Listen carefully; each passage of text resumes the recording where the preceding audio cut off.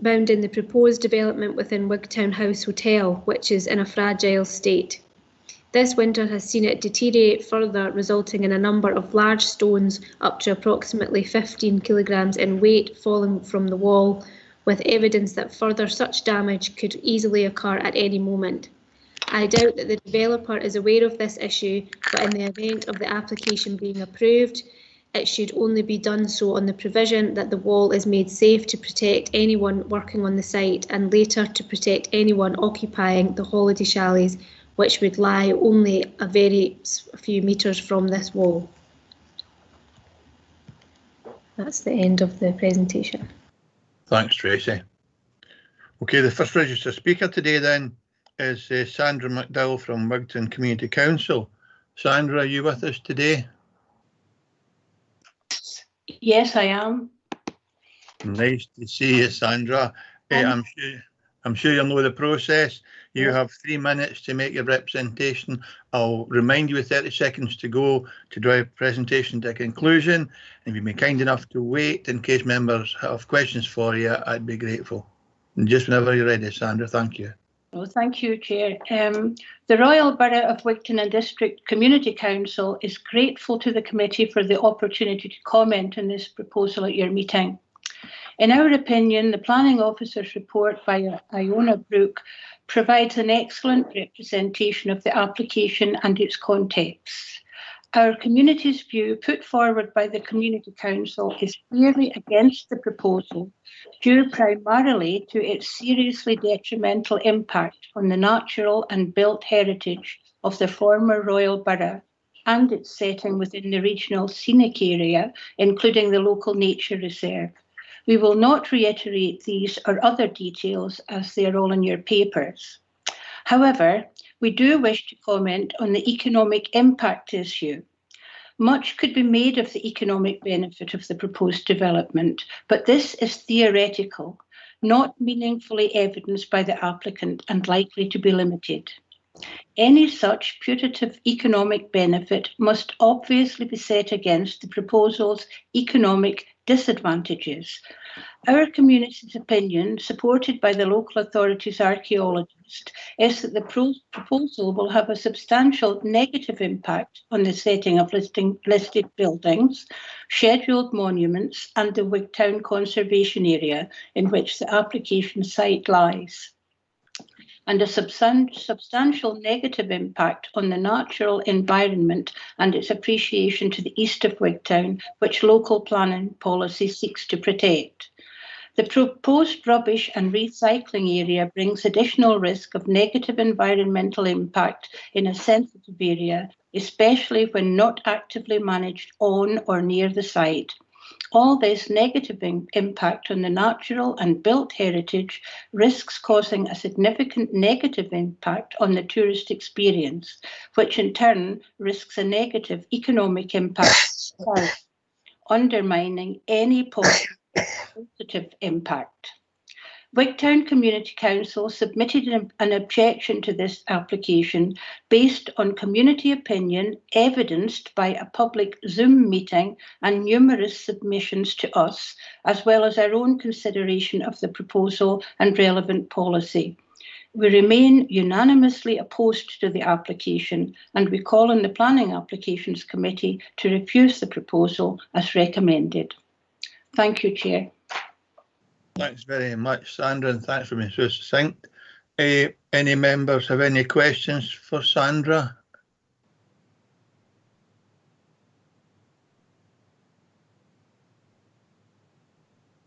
Appear not, Sandra. This is your lucky day. Thank you. Thanks very much for being with us, Sandra. We move on to the next speaker, who is the applicant, Mr. Ian McCrae. Ian, are you with us?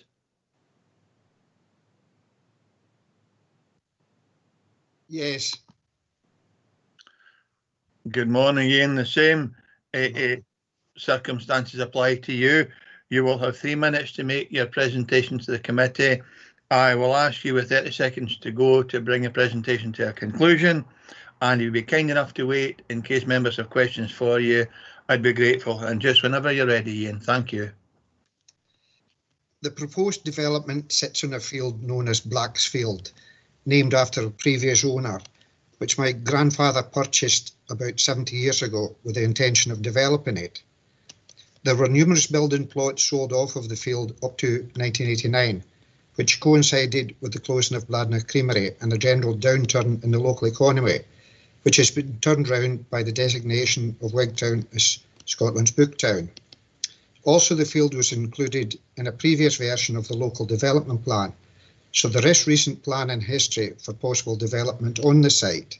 The proposed development is in front of you to try to meet for holiday accommodation in the area, which the council would appear to want to encourage, and is evident from their financial report of the conversion of the Bank of Scotland building to a bunkhouse.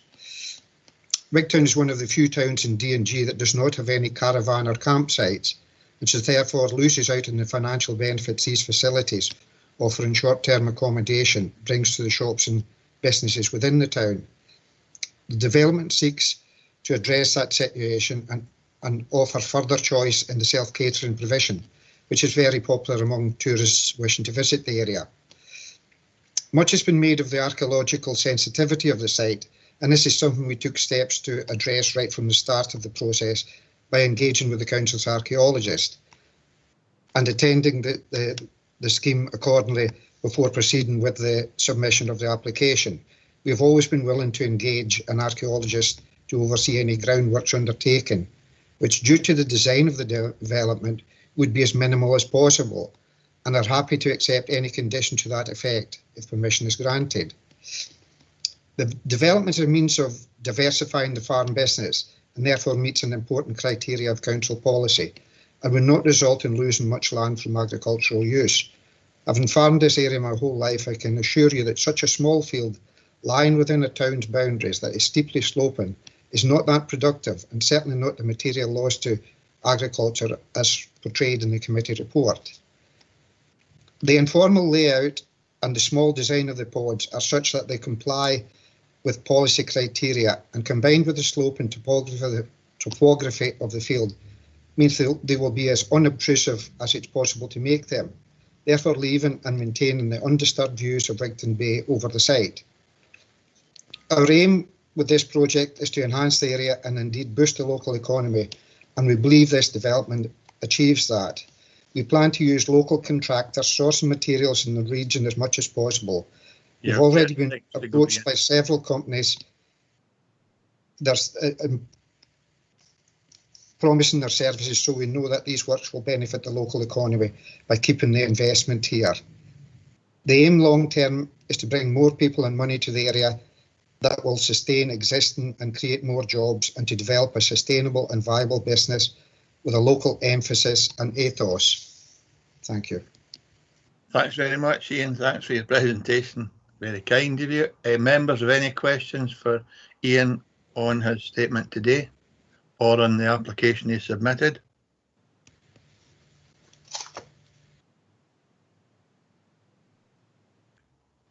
Looks like you two, Ian, have had a free run.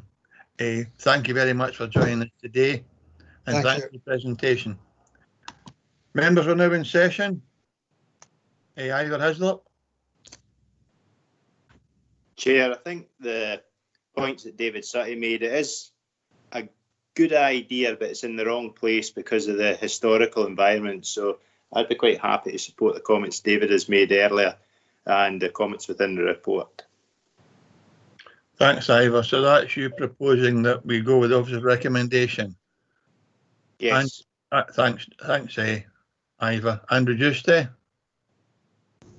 Thank you, Chair. Just a question regarding one of the recommendations, and that is recommendation 4, that talks about the quality of the soil in this land. But if this land is in the centre of Wigton, it's within the town boundary, why do we have the quality of the soil in front of us as our recommendation to refuse? I thought it was curious. Well, we're in session. I'll ask David Sutty to answer that. David. Thanks, Chair. Basically, the current authorised use of the land is as agriculture, and the proposal therefore does require the removal of that agricultural land. So it is If you have a ranking of the reasons for refusal, that one was put in forth for a reason. It's not the overriding reason, but it is nonetheless a reason because it is currently an agricultural unit. Thanks, David. And I suppose in layman's terms, if you need an assessment, then it has to be included in the report, which is why it's there, Andrew. So we have a proposal from Ivor Hislop. Are there any alternative views, or is this a unanimous decision of the committee? Agreed. Thank you. It seems to be a unanimous decision of the committee. Tracy, can you confirm the decision of the committee today, please? Yes, thanks, Chair. Members have agreed to refuse the application on the grounds as detailed in the report. And a number of folk have now listed their support for that. Thank you. That's my manager bringing me a cup of coffee. Sorry about that. Can we move to agenda item number 5. This is an application for the formation of road access, including erection of bridge and associated works at site adjacent to Silverdene, Ballplay Road, Moffat. The application type is full application. The reference number is 20/0840/full.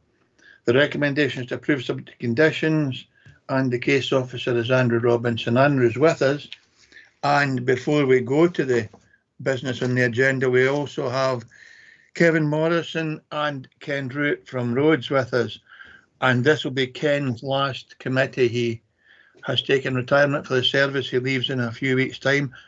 And I'm sure members all want to join me in wishing Ken well in his retirement and whatever he chooses to do. So we have Andrew with us. Andrew Robinson, are you with us? Yes, Chair. Good. Can you take us through your presentation, please? Yes, thanks very much, Chair. So just moving on to the next slide. The application site is located on the eastern side of Well Road within Moffat, and this slide shows the location of the site within the wider context of Moffat. It's located towards the northern end of Well Road, and the site itself forms a smaller part of a larger area of land falling within the applicant's ownership. So moving on to the next slide, this is the location of the site within its sort of more local context. So I'll just point out some adjoining key features. So the Burnock Water runs through the site, which is shown in blue on the slide there. To the north of the site, which is actually shown in black on this slide, is a neighbouring property entitled Red Acres, where the property is bounded by a private road called Alton Road. To the south of the site is Haywood Road, and then further south is Ballplay Road. So moving on to the next slide.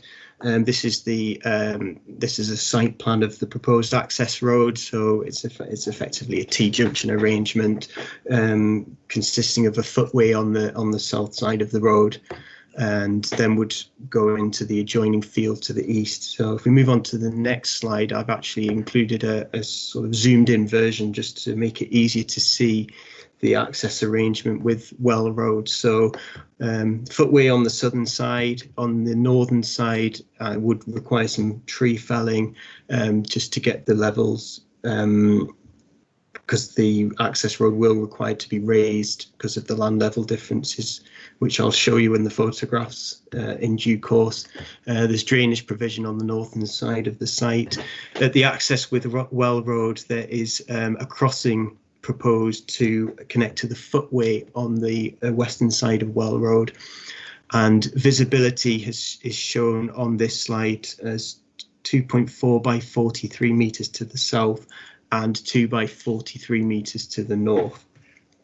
So moving on to the next slide, this just shows the arrangement. So it's a pretty standard T-junction, and you can see the footway crossing over the over Well Road, and its location there is shown just to the south of the access. So moving on to the next slide, there's requires to be a bridge over the Burnock Water to serve as part of the road. So this shows the plan where the bridge would be and the extent of the bridge, and above cross sections showing the bridge. And if we move on to the next slide, is the elevation. So the substructure, if you like, of the bridge is reinforced concrete or precast concrete, and the bridge itself would consist of windstone parapet walls on either side of the road. So moving on to the next slide, the application's been accompanied by swept path drawings, showing that a bus can manoeuvre out and into the site. And if you move on to the next slide, it also shows that a refuse vehicle can manoeuvre into and out of the site.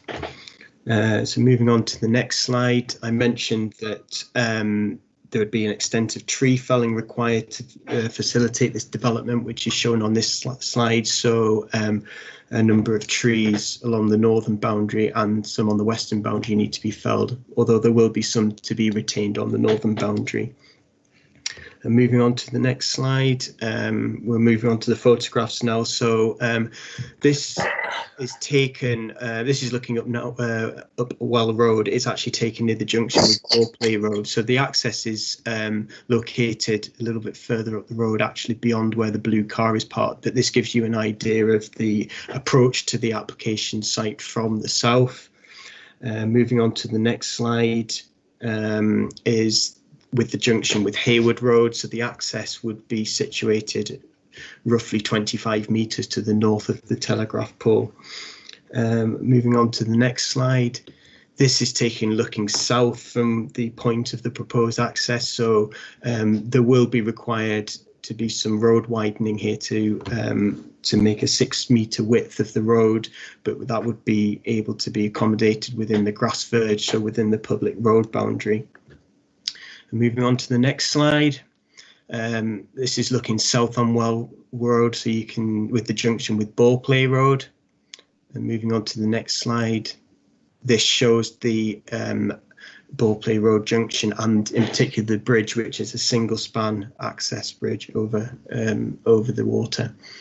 Moving on to the next slide, this is within the application site. This is on a position which used to have a dwelling house. The access road would be situated towards the northern boundary. Moving on to the next slide, this is looking west along the route of the access road, effectively towards Well Road. And if we move on to the next slide, you can see the extent of level change between the application site, which is situated lower than Well Road. And this is the location where the bridge would be situated. And moving on to the next slide, this is looking along the route of the access going east. And you can see that there's a field access, which is where the access road would go into. And moving on to the next slide, and the access road would then go into the adjoining field, of which it would then thereafter serve an allocated housing site. So moving on to the next slide. In conclusion, the proposal would facilitate access into an allocated housing site, and following consultations with consultees, key issues in respect of flood risk and road safety are considered to have been addressed throughout the course of the application, and the application is recommended for approval subject to the conditions stated in the report. Thank you, Chair. Thanks very much, Andrew. Members, any questions for the case officer? David McKay. Thanks, Chair. I'm kind of concerned about this. You showed a bridge there. Is it amendments to that existing bridge, or is it a completely new bridge? And what's the loading on that bridge? You know, heavy vehicles going over it and that type of thing. And he mentioned that the site that the bridge is going into has been approved for house building. Should that application now be tied into the bridge, or is that something totally you're quite happy to leave as totally separate? Andrew? Yes, thank you, Chair. In respect of the first question, it's a brand new bridge. The photograph of the bridge over Ballplay Road is an existing bridge, which would be retained in its current state, but the proposed bridge is situated about 100 metres to the north of that. But I've included a photograph of that just to show the context of the site. So it is a new bridge that is to be constructed. I couldn't answer the question on the loading. I'd probably have to ask our roads officers for what the loading is on the existing bridge, but the new bridge will obviously be constructed to modern standards, and it's my understanding that the bridge is already approved, has got consent from the engineering team. In respect of the second point, the second query, could you just remind me what that was again? Sorry. It was to see why it wasn't tied into the application for the development itself. Yes, as stated in paragraph, I think it's 1.6 of the report. I'll just check. No, it's 1.7. The wider residential development in the adjoining field doesn't have any planning permission submitted for that yet. We do have a planning application proposing the erection of a dwelling house within the location of where there was an existing house, but that application is currently on hold until the outcome of this application. So effectively, we're wanting to make sure what the decision is on this application first before we would actually determine that application. But it can be determined as a separate application. We're happy for that to occur. I thought the report said somewhere, Andrew, that the rest of the application might have been determined by delegated authority, which is why it's not there. But anyway, your response is fine, absolutely fine. Right. Thanks very much. Thanks, Joe. I'll just bring the road staff in. I can imagine that they would never approve a road bridge if it wasn't able to carry heavy traffic. But anyway, do we have either our roads team here, either I've lost the place now, Ken, or our replacement officer? Thank you, Chair. Yes, the bridge itself is subject to an approval in principle, and our construction engineers and their structures team will make sure that that's constructed to the appropriate standard. Thanks very much, Kevin. Nice to see you. Yeah, thank you. Thank you, Chair. Next speaker, Stephen Thompson. Stephen, please. Thank you, Chair. It was actually a question relating to the other application for the dwelling house Silverdene. I think it's paragraph 1.7 on page 38 in the report, because looking at both the sites, I'm just curious as to why one would wait for the other to be determined, because they both seem to suggest that they have permission to develop on the same piece of land. So it's really just to get a wee bit more detail on how the two applications could concern the same piece of land, assuming that both would have permission from the landowner to develop there. So could you explain that a little bit more, please, if the case officer could do that? No bother, Stephen. Andrew? Yes, Chair. The red line boundary for the bridge is situated in the northern part of the wider site allocation. The individual house itself is actually situated to the south of the proposed access road. So the two could be constructed separately, but obviously the key factor is the position of the access road and whether that is to be accepted before we could be in a position to determine the application for the individual dwelling house. So, and also its position. So as the report says, no determination has been made on that application yet. They've been submitted as separate planning applications, which the applicant is entitled to do because the red line boundaries are actually different. But in terms of the blue line, which shows the applicant's holding, it's all within the same applicant's ownership. But the bridge infrastructure would have to come first. Thanks, Andrew. Okay. Back to you, Stephen. Yeah, no, that's fine. Thank you. Thanks very much, Stephen. Any other members, questions for the case officer at this moment in time? Okay, then we'll go to registered speakers. We have one. We have Brian Walker from Hartfell Homes. The applicant, Brian, are you with us? Good morning, Mr. Chair. Can you hear me? Yes, I can indeed. Brian, you'll have the same, good to see you now. You'll have the same 3 minutes to make a presentation. I'll remind you with 30 seconds to go to drive presentation to a conclusion. And if you've been kind enough to wait in case members have questions for you, I'd be grateful. So just whenever you're ready, Brian, thank you. Thanks. Good morning, Mr. Chair, councillors and officers.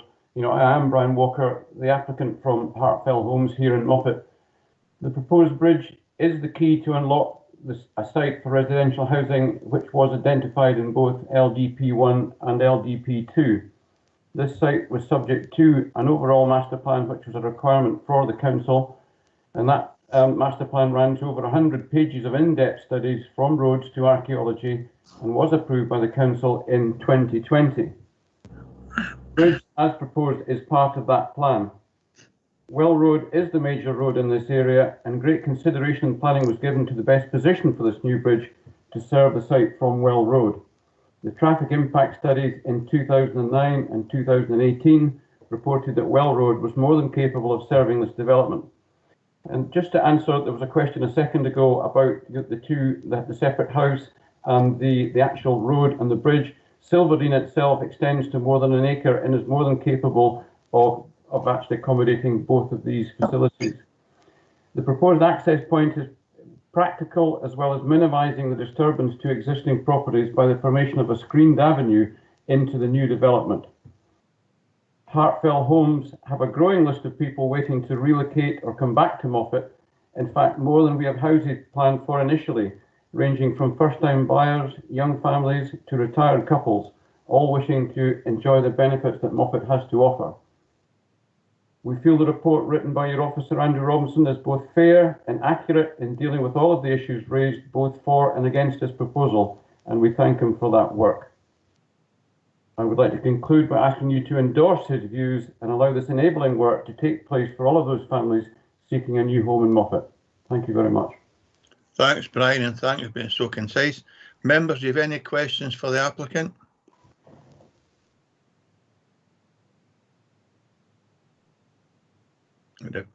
Jim McComb. Thank you, Chair. The proposed bridge is at a section of the Burn where there are a number of meanders. Do you have any concern about river erosion and possible movement of any of these meanders? Well, having been brought up farming with water and rivers do tend to move an awful lot, but the actual bedrock in the Burnet water is quite hard and secure rock, and you can see the formation of that rock at either side of the actual indentation of where the water flows. So I would doubt very much whether the water at that particular point would alter its course because of that bedrock that seems to be quite permanently there. It's visible to see. And obviously the formation of the two structures the pillars rather, that we would put either side would be into that bedrock, leaving the actual channel hopefully undisturbed. Thank you. Thanks, Jim. Any other questions for the applicant at this time? Okay, thanks, Brian, for being present today, and thanks for your presentation. Members, we're in session. Archie Dryborough. Thanks very much, Chair. Having read the report and looking at the recommendations, I would agree with that, and I would go with the recommendations on this one, Chair. Thanks very much, Archie. Any alternative views to that? No. If not, then in that case, it's a unanimous decision of this committee. Tracy, will you confirm the decision of the committee, please? Yes, Chairman. Members have agreed to approve the application subject to the conditions as detailed in the report. Thanks very much, Tracy. And again, thanks to Kevin for being with us and good luck in your retirement, Ken. We move on to agenda item number 6, an application for the erection of fence to form a storage compound at Port William Harbour, Port William. The application type is listed building consent. The reference number is 20/1699/LBC. The recommendation is to approve unconditionally, and the case officer is Tracy Carnegie, although once again David Sutty is taking us through this particular report. David, are you with us again, please? Yes, thank you, Chair. The reason that this one is before you is purely because the applicant is the council, and it's an application purely for listed building consent. Planning permission is not required because it falls within the council's permitted development rights. So if we look at the first slide, that shows you the context, where it is a category C listed pier, the quayside in Port William. You're immediately adjacent to what's called the PERSAC building, which is the Port William Inshore Rescue Service. It's also got a cafe in it called The View, so that's immediately to the east of the application site. And otherwise, probably the next plan shows its context a little better. And that shows the overall context in terms of the whole quayside area. So there are no other buildings along the quayside. And the proposal is basically to form a compound on that area. The land to the south rises up where there's a car park. And again, the photos will show that shortly. So the next slide just shows the context of it, where it's a compound that would be formed just along from the PERSAC building. And at the moment, it's just an area which has got a amount of things like lobster pots, and there's a couple of container units there, so it's effectively to tidy that up.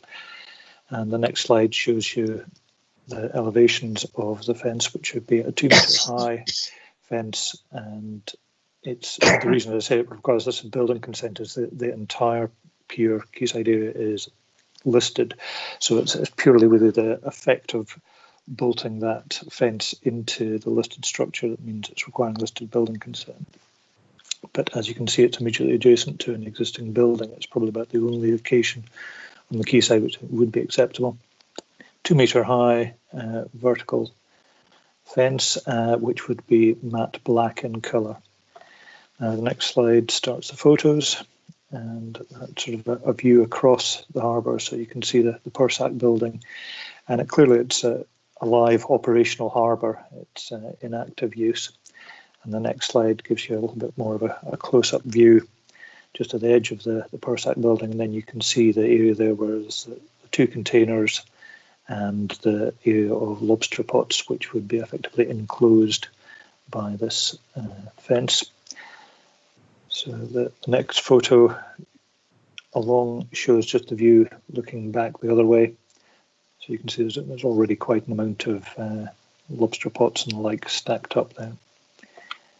And the final slide is just a view across the harbour from the elevated land. So it's going to have a minimal impact to that south side because there is already a retaining wall in that location, so that it's, the drop down is a metre or so down into the side. So overall, as I say, it's really before you simply because it's a council application, but its effect on the setting and the character of the listed building, listed structure are considered to be acceptable, so it's recommended for unconditional approval. Thank you, Chair. Thanks, David. Questions for Case Officer, Councillor McKee? Thanks, Chair. It's just the amount of baskets that was lying about there. Is the proposal big enough to house all those baskets, David? David? Thank you, Chair. I would assume that they've done their working out on this. Again, the planning side of things is not something that can actually be considered by the committee. It's only the effect on the listed building of the quayside that we can consider. Thanks for that, Joe. Any other questions for the Case Officer?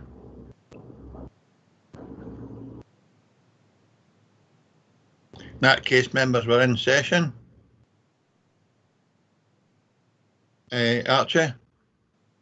Agree with the recommendations, Chair. Thanks, Archie. Any alternative view, members? In that case, can you confirm the unanimous decision of the committee, please, Tracy? Yes, Chair, members have agreed to approve the application unconditionally. Thank you, Tracy. Move on to agenda item 7, which is the outcome of a public inquiry decision for information and noting only. Members content to note the outcome of that public inquiry. Found in favour of the council's decision. David City, did you want to say something? No, okay. Not in particular, Chair, no, just for noting. Thank you. So members, that's for noting. Agreed. And that concludes business. Thanks, Stephen, and thanks, Henry, for seconding the previous agenda item. Okay, a number of members happy to note that. So that then concludes the business for today. Thanks to members and officers for being present and those that made presentations. Thank you very much. And we'll look forward to seeing you next month. Thank you. Thanks, Chair. Thanks.